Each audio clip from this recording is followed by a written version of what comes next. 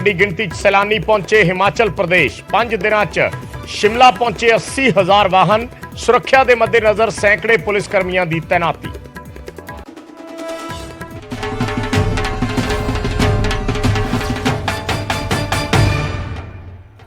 सत श्री अकाल। न्यूज़ 18 पंजाब हरियाणा देख रहे सारे दर्शकों का स्वागत है। मैं हाँ विजयपाल सिंह बराड़। सब तो पहला गल भारत जोड़ो यात्रा दी, यानी राहुल गांधी दी। भारत जोड़ो यात्रा दौरान सिक्योरिटी नियमों की उलंघना के मामले ते राहुल गांधी ने बीजेपी को जवाब दिता है। राहुल गांधी ने कहा है कि मैं इस यात्रा दे विच बुलेट प्रूफ गड्डी च नहीं चल सकता। उन्होंने कहा कि जे मैं बुलेट प्रूफ गड्डी च चलना तो फिर यात्रा का मतलब की रह गया। उन्होंने कहा कि यात्रा का मतलब होंदा लोकां दे नाल इंटरैक्शन करनी, लोकां नूं मिलना। उन्होंने कहा कि उन्होंने लीडर भी कार चों बाहर निकलते हैं। सो बीजेपी वाले मेरे ते सवाल क्यों चक रहे हैं या मेरे खिलाफ कैंपेन क्यों चला रहे हैं। राहुल ने कहा कि भाजपा के कोल पैसों की कोई घाट नहीं है। उन्होंने यह भी कहा कि भारत जोड़ो यात्रा तो उन्होंने बहुत कुछ सीखा है। उन्होंने कहा कि बीजेपी को मेरी टी शर्ट तो परेशानी है। स्वेटर पाउण वाले उन्होंने कहा कि ठंड तो डरते हैं, मैं ठंड तो नहीं डरता। जदों ठंड लगे तो मैं टी शर्ट पाउणी छड्ड देवांगा। यह गल राहुल गांधी वालों कही गई है।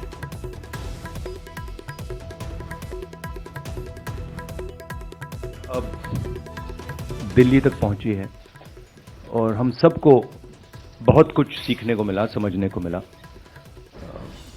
बहुत अच्छा एक्सपीरियंस रहा है। लक्ष्य आप जानते हैं, हिंदुस्तान में जो डर, नफरत, हिंसा फैलाई जा रही है, उसके खिलाफ ये यात्रा है।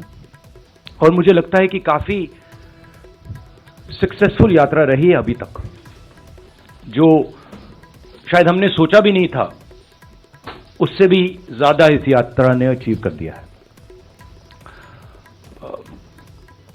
बेरोजगारी का मुद्दा भी है, महंगाई का मुद्दा भी है, और जो हिंदुस्तान में इनकम इनइक्वालिटी आ रही है, चुने हुए लोगों के पास अरबों रुपए और बाकी हिंदुस्तान के पास कुछ नहीं, ये भी हमारा एक मुद्दा है। पर्सनली जब मैंने यात्रा शुरू की, मेरी सोच थी कि ये कन्याकुमारी से कश्मीर तक एक यात्रा है, और मैंने अपने साथ में कुछ ले नहीं गया। मैंने कहा देखो, मैं जाऊंगा और मैं एक्सपीरियंस करूंगा, मैं कोई मतलब प्री कंसीव्ड नोशन नहीं ले जाऊंगा। तो शुरुआत ये थी कि शुरुआत में लगा कि भाई देखो हम पैदल चल रहे हैं, मगर फिर आस्ते आस्ते पता लगने लगा कि एक्चुअली ये जो यात्रा है, जिसको मैंने नदी भी कहा है, ये एक जीवित चीज है। इसकी एक आवाज है, इसकी भावनाएं हैं, फीलिंग्स हैं, और ये एक प्रकार से हिंदुस्तान की भावनाएं हैं, फीलिंग्स हैं। तो ये यात्रा हमें ये चीजें बता रही है। मैं भारत जोड़ो यात्रा कर रहा हूं, ठीक है। अब सरकार चाहती है कि मैं बीपी गाड़ी में भारत जोड़ो यात्रा करूं। कहते हैं आपका प्रोटोकॉल है कि आप हमें तंग मत करो, आप बुलेट प्रूफ गाड़ी में बैठ के कन्याकुमारी से कश्मीर तक चलो। अब यह मेरे लिए तो एक्सेप्टेबल नहीं है। अब यात्रा में आप मुझे समझाइए, भारत जोड़ो यात्रा में मैं बीपी गाड़ी में कैसे बैठूं? अच्छा, जब उनके नेता, उनके सीनियर नेता बीपी गाड़ी से बाहर आ जाते हैं, तो फिर कोई चिट्ठी नहीं जाती। उनके नेताओं ने रोड शो किए हैं, खुली जीप में गए हैं, उनके ही प्रोटोकॉल के खिलाफ है इसलिए वो मुझे लिख रहे हैं कि भैया आप बीपी गाड़ी से निकल गए। तो उनके लिए प्रोटोकॉल अलग, मेरे लिए प्रोटोकॉल अलग। और सारे सीआरपीएफ के लोग जानते हैं, सीनियर जानते हैं कि मेरी सिक्योरिटी के लिए क्या करना है। और हमारी सिक्योरिटी बीपी गाड़ी में मतलब मैं कैसे चलूं, आप बता दो मुझे। चला ही नहीं जा सकता है। भारत जोड़ो यात्रा में पैदल जाना है। तो ये तो मतलब पता नहीं है, शायद केस बना रहे हैं कि राहुल गांधी मतलब अपनी सिक्योरिटी तोड़ता रहता है। केस बना रहे हैं, ठीक है, बनाइए। भाई मैं मुझे बताओ एक बात, मुझे समझा, मुझे समझ नहीं आ रही बात, ये टी शर्ट से आपको इतनी डिस्टर्बेंस क्यों हो रही है?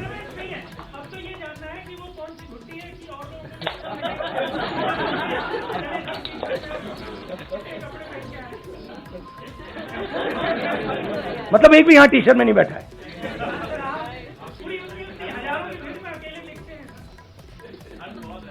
तो क्या आप चाहते हो मैं स्वेटर पहन लूं?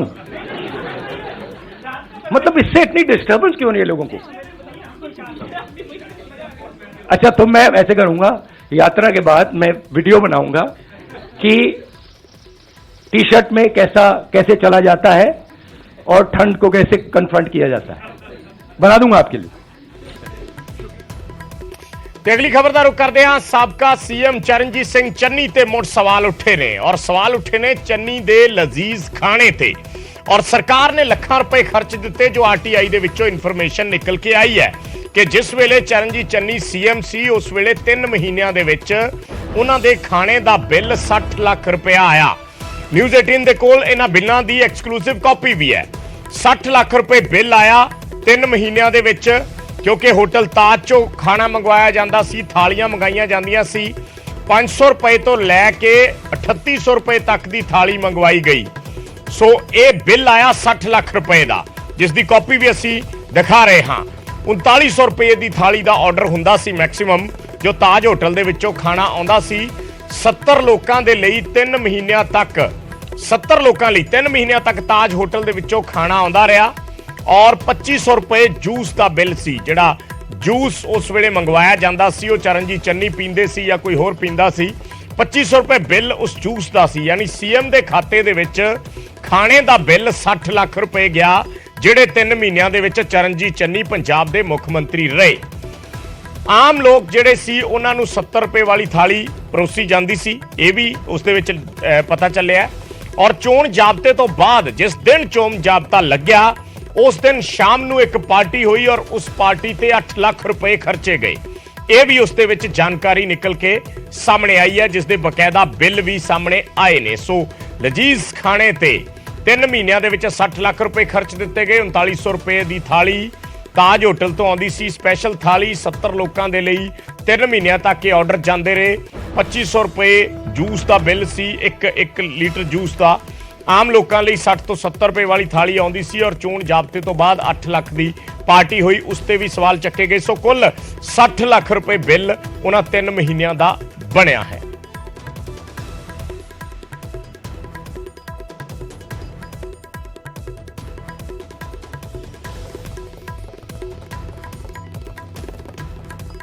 ਤੇ ਉਧਰ 60 ਲੱਖ ਦੇ ਖਾਣੇ ਤੇ ਸਾਬਕਾ ਸੀਐਮ ਚੰਨੀ ਨੇ ਵੀ ਆਪਣੀ ਸਫਾਈ ਦਿੱਤੀ ਹੈ। ਚੰਨੀ ਨੇ ਕਿਹਾ ਕਿ ਮੈਂ ਕਦੇ ਵੀ ਬਾਹਰ ਦਾ ਖਾਣਾ ਨਹੀਂ ਖਾਦਾ, ਮੈਂ ਹਮੇਸ਼ਾ ਆਪਣੇ ਘਰ ਦਾ ਹੀ ਖਾਣਾ ਖਾਂਦਾ ਸੀ, ਮੈਂ ਕਦੇ ਵੀ ਬਾਹਰੋਂ ਖਾਣਾ ਨਹੀਂ ਮੰਗਵਾਇਆ। ਉਹਨਾਂ ਕਿਹਾ ਕਿ ਇਹਨਾਂ ਤਰੀਕਿਆਂ ਦੇ ਜ਼ਰੀਏ ਮੈਨੂੰ ਬਦਨਾਮ ਕਰਨ ਦੀ ਕੋਸ਼ਿਸ਼ ਕੀਤੀ ਜਾ ਰਹੀ ਹੈ। ਖਾਣਾ ਜਿਹੜੇ ਸੀਐਮ ਨੂੰ ਮਿਲਣ ਆਉਂਦੇ ਸੀ ਉਹ ਲੋਕ ਖਾਂਦੇ ਸੀ, ਯਾਨੀ ਪੰਜਾਬ ਦੇ ਲੋਕ ਹੀ ਜਿਹੜੇ ਆਪਣੇ ਕੰਮ ਧੰਦੇ ਆਉਂਦੇ ਸੀ, ਖਾਣਾ ਉਹਨਾਂ ਦੇ ਲਈ ਮੰਗਾਇਆ ਜਾਂਦਾ ਸੀ ਔਰ ਖਾਣਾ ਉਹੀ ਲੋਕ ਸੀਐਮ ਦੇ ਘਰ 'ਚ ਪੰਜਾਬ ਦੇ ਹੀ ਲੋਕ ਖਾਣਾ ਖਾਂਦੇ ਸੀ। ਪਰ ਇਹ ਚੀਜ਼ ਨੂੰ ਉਹਨਾਂ ਕਿਹਾ ਕਿ ਮੇਰੇ ਨਾਲ जोड़ के मैनू बदनाम किया जा रहा है। इस चीज की अज चन्नी ने एक प्रेस कॉन्फ्रेंस करके सफाई दी है।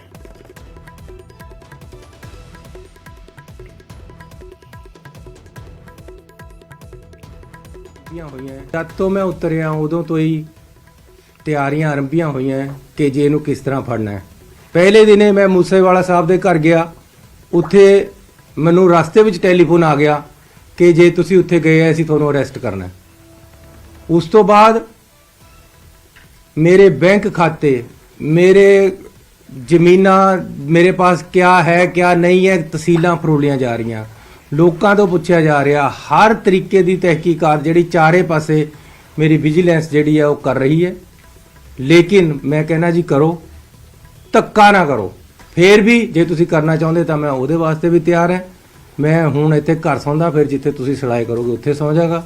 ਮੈਂ ਇਹਨਾਂ ਗੱਲਾਂ ਵਾਸਤੇ ਮਨ ਬਣਾ ਕੇ ਆਇਆ ਹੋਇਆ। ਜਿੰਨੀ ਦੇਰ ਤੁਸੀਂ ਮੈਨੂੰ ਰੱਖਣਾ ਚਾਹੁੰਦੇ ਹੋ ਰੱਖ ਸਕਦੇ। ਮੈਂ ਕਿਸੇ ਕਾਂਗਰਸੀ ਭਰਾ ਨੂੰ, ਕਿਸੇ ਵਰਕਰ ਨੂੰ, ਕਿਸੇ ਪੰਜਾਬ ਦੇ ਲੋਕਾਂ ਨੂੰ ਅਪੀਲ ਕਰਕੇ ਕੋਈ ਮੁਜ਼ਾਹਰੇ ਨਹੀਂ ਕਰਨੇ। ਮੈਂ ਕਿਸੇ ਨੂੰ ਨਾਲ ਨਹੀਂ ਲੈ ਕੇ ਜਾਣਾ। ਮੈਂ ਆਪਣੇ ਪਿੰਡੇ ਤੇ ਸਹਾਂਗਾ। ਮੈਂ ਮੁੱਖ ਮੰਤਰੀ ਸੀ, ਪਾਰਟੀ ਨੇ 3 ਮਹੀਨੇ ਵਾਸਤੇ ਬਣਾਇਆ। 70 ਸਾਲ ਦੇ ਕਿੰਨੇ ਮੁੱਖ ਮੰਤਰੀ ਰਹਿ ਲਏ, 15 ਸਾਲ ਵੀ ਰਹੇ ਹੈ, ਲੇਕਿਨ ਸਾਰਿਆਂ ਦੇ ਉੱਪਰ 3 ਮਹੀਨੇ ਭਾਰੀ ਹੋਏ ਵੇ। 3 ਮਹੀਨੇ ਵਾਲੇ ਨੂੰ ਨੋਚ ਲਓ, 3 ਮਹੀਨੇ ਵਾਲੇ ਨੂੰ ਖਾ ਲਓ, 3 ਮਹੀਨੇ ਵਾਲੇ ਚ ਪਤਾ ਨਹੀਂ ਕਿਆ ਕਰ ਗਿਆ। ਆ ਗਿਲਜੀਆਂ ਜੀ 3 ਮਹੀਨੇ ਵਿਚਾਰੇ ਮੰਤਰੀ ਰਹੇ, ਕਿਆ ਗੰਜੀਰੇ ਨਹਾ ਲਿਆ, ਕਿਆ ਨਿਚੋੜ ਲਿਆ। ਜਿਹੜੇ 20 ਸਾਲ ਰਹੇ ਉਹਨਾਂ ਨੂੰ ਕੋਈ ਪੁੱਛਦਾ ਨਹੀਂ। 3 ਮਹੀਨੇ ਸਾਰਿਆਂ ਪਰ ਭਾਰੀ ਹੋ ਗਏ, 3 ਮਹੀਨੇ 'ਚ ਸਾਰਾ ਕੁਝ ਲੁੱਟ ਹੋ ਗਿਆ ਪੰਜਾਬ। ਇਹ ਸਾਰੀ ਇੱਕ ਵੱਡੀ ਭਾਰੀ ਸਾਜ਼ਿਸ਼ ਹੈ। ਮੈਂ ਨਾ ਕਦੇ ਜ਼ਿੰਦਗੀ 'ਚ ਸ਼ਰਾਬ ਪੀਤੀ ਹੈ, ਆਂਡਾ ਮੀਟ ਮੈਂ ਨਹੀਂ ਖਾਂਦਾ, ਮੈਂ ਕੋਈ ਨੌਨ ਵੈਜ ਕਿਸੇ ਤਰ੍ਹਾਂ ਦਾ ਨਹੀਂ ਖਾਂਦਾ, ਸਿੰਪਲ ਸਾਦੀ ਰੋਟੀ ਮੂੰਗੀ ਮਸਰੀ ਦੀ ਦਾਲ ਨਾਲ ਖਾਂਦਾ ਹੈ। ਜੇ ਤੁਹਾਨੂੰ ਸ਼ੱਕ ਹੈ ਤਾਂ ਮੇਰੇ ਘਰ ਜਾ ਕੇ ਪੁੱਛ ਲਓ ਜਾਂ ਮੇਰਾ ਘਰ ਦੀ ਰਸੋਈ ਦੇਖ ਲਓ। ਮੇਰੀ ਘਰ ਦੀ ਰਸੋਈ ਦੇ ਵਿੱਚ ਚੰਡੀਗੜ੍ਹ ਵੀ ਮੇਰਾ ਖਾਣਾ ਅਲੱਗ ਬਣਦਾ ਸੀ। ਮੇਰਾ ਬਾਹਰੋਂ ਕਿਤੇ ਤੇ ਖਾਣਾ ਕਦੇ ਨਾ ਆਇਆ, ਨਾ ਮੈਂ ਕਦੇ ਮੰਗਾਇਆ, ਨਾ ਹੀ ਮੈਂ ਆਪਣੇ ਰਾਤ ਨੂੰ ਕਦੇ ਡਿਨਰ ਪਰ ਗੈਸਟਾਂ ਨੂੰ ਬੁਲਾਉਂਦਾ, ਕਿਉਂਕਿ ਮੈਂ ਸ਼ਰਾਬ ਪਿਲਾ ਨਹੀਂ ਸਕਦਾ, ਪਿਲਾਉਂਦਾ ਹੀ ਨਹੀਂ ਕਿਸੇ ਨੂੰ, ਨਾ ਮੈਂ ਆਪ ਪੀਂਦਾ। ਨੌਨ ਵੈਜ ਮੈਂ ਨਹੀਂ ਖਿਲਾ ਸਕਦਾ। ਇਸ ਕਰਕੇ ਇਹ ਸਾਰੀਆਂ ਢਕੌਂਸਲੇਬਾਜ਼ੀਆਂ। ਜੇ ਕਿਸੇ ਨੇ ਸੀਐਮ ਹਾਊਸ 'ਚ ਖਾਣਾ ਖਾਧਾ ਤਾਂ ਪੰਜਾਬ ਦੇ ਲੋਕਾਂ ਨੇ ਖਾਧਾ। ਮੈਂ ਕੋਈ ਆਪਣੇ ਬਾਹਰ ਤੋਂ ਬੰਦੇ ਤਾਂ ਲਿਆਇਆ ਨਹੀਂ ਖਾਣੇ ਵਾਸਤੇ। ਉਹ ਬਾਹਰ ਖਾਣਾ ਜਿਹੜੇ ਲੋਕ ਆਉਂਦੇ ਸੀ ਉਹਨਾਂ ਵਾਸਤੇ ਲੱਗਦਾ ਸੀ। ਇਹਨਾਂ ਦੇ ਘਰ ਕੋਈ ਜਾਂਦਾ ਨਹੀਂ ਹੈ, ਨਹੀਂ ਖਾਣਾ ਲੱਗਦਾ। ਤੇ ਮੁੱਖ ਮੰਤਰੀ ਭਗਵੰਤ ਮਾਨ ਅਤੇ ਕੈਬਨਿਟ ਮੰਤਰੀ ਹਰਜੋਤ ਬੈਂਸ ਨੂੰ ਧਮਕੀ ਦੇਣ ਵਾਲੇ ਵਿਅਕਤੀ ਨੂੰ ਪੁਲਿਸ ਨੇ ਗ੍ਰਿਫਤਾਰ ਕਰ ਲਿਆ ਹੈ। ਨੰਗਲ ਪੁਲਿਸ ਨੇ ਨੌਜਵਾਨ ਨੂੰ ਕਾਬੂ ਕੀਤਾ ਹੈ ਔਰ ਗ੍ਰਿਫਤਾਰੀ ਤੋਂ ਬਾਅਦ ਉਸ ਨੌਜਵਾਨ ਨੇ ਮਾਫੀ ਮੰਗੀ ਹੈ। ਉਸ ਨੌਜਵਾਨ ਨੇ ਕਿਹਾ ਕਿ ਮੇਰੇ ਤੋਂ ਗੁੱਸੇ 'ਚ ਕਿਹਾ ਗਿਆ। ਚੌਂਕ ਤੇ ਸ਼ਰੇਆਮ ਬੰਦੂਕ ਦਿਖਾ ਕੇ ਧਮਕੀ ਦਿੱਤੀ ਗਈ ਸੀ। ਸੋ ਨੰਗਲ ਥਾਣਾ ਮੁਖੀ ਦਾਨਿਸ਼ਵੀਰ ਸਿੰਘ ਤੇ ਪਿੰਡ ਵਿਬੋਰ ਸਾਹਿਬ ਦੇ ਸਾਬਕਾ ਸਰਪੰਚ ਨੂੰ ਵੀ ਧਮਕੀ ਦਿੱਤੀ ਸੀ। ਸੋਸ਼ਲ ਮੀਡੀਆ ਤੇ ਲਾਈਵ ਹੋਇਆ ਸੀ ਇਹ ਨੌਜਵਾਨ ਜਿਸ ਵੱਲੋਂ ਧਮਕੀ ਦਿੱਤੀ ਗਈ ਸੀ ਤੇ ਉਸ ਤੋਂ ਬਾਅਦ ਪੁਲਿਸ ਵੱਲੋਂ ਇਸ ਨੂੰ ਗ੍ਰਿਫਤਾਰ ਕਰ ਲਿਆ ਹੈ। ਇਸ ਵਿਅਕਤੀ ਨੇ ਭਗਵੰਤ ਮਾਨ ਪੰਜਾਬ ਦੇ ਸੀਐਮ ਔਰ ਹਰਜੋਤ ਬੈਂਸ ਦਾ ਵੀ ਜ਼ਿਕਰ ਕੀਤਾ ਸੀ, ਉਹਨਾਂ ਨੂੰ ਵੀ ਧਮਕੀ ਦਿੱਤੀ ਸੀ, ਜਿਸ ਤੋਂ ਬਾਅਦ ਹੁਣੇ ਨੌਜਵਾਨ ਗ੍ਰਿਫਤਾਰ ਹੋਣ ਤੋਂ ਬਾਅਦ ਮਾਫੀਆ ਮੰਗ ਰਿਹਾ। ਤੇ ਆ ਖੜੇ ਆ ਲੈ ਆ ਫੜ ਕੇ ਖੜੇ ਵਾ ਚੌਂਕ 'ਚ, ਆਗਾ ਭੋਰ ਦਾ ਚੌਂਕ, ਆ ਜਾ ਤੇਰੇ ਤੇ ਦਮ ਹੈ ਰਣਜੀਤਿਆ, ਤੂੰ ਵੀ ਆ ਜਾ।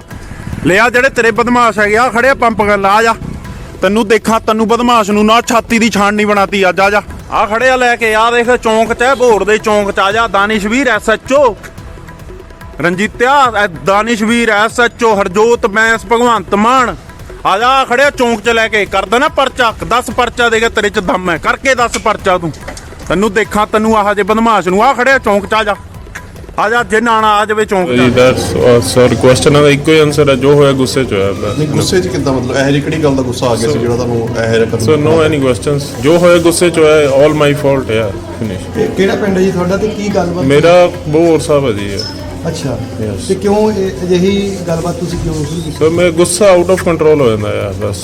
ਕੋਈ ਘਟਨਾ ਤਾਂ ਦਿਮਾਗ 'ਚ ਆਈ ਹੋਊਗੀ ਜਿਹਦੇ ਨਹੀਂ ਕਰਕੇ? ਕੁਝ ਸਰ, ਨੋ ਐਨੀ ਐਕਸਕਿਊਜ਼ ਯਾਰ, ਨੋ ਪਹਿਲਾਂ ਐਨੀ ਵੀ ਤੁਹਾਡੇ ਨਾਲ ਕੁਐਸਚਨ। ਇਦਾਂ ਹੁੰਦਾ ਤੁਹਾਡੇ ਦਿਮਾਗ ਦੇ ਵਿੱਚ ਕੋਈ? ਨਹੀਂ ਸਰ, ਮੈਂ ਕੋਈ ਕੁਐਸਚਨ ਦਾ ਆਨਸਰ ਨਹੀਂ ਦੇਣਾ ਚਾਹੁੰਦਾ ਯਾਰ। ਤੇ ਲੁਧਿਆਣਾ ਤੋਂ ਇੱਕ ਖਬਰ ਦਿਖਾਉਂਦੇ ਹਾਂ। ਲੁਧਿਆਣਾ ਦੇ ਵਿੱਚ ਆਵਾਰਾ ਕੁੱਤਿਆਂ ਦਾ ਕਹਿਰ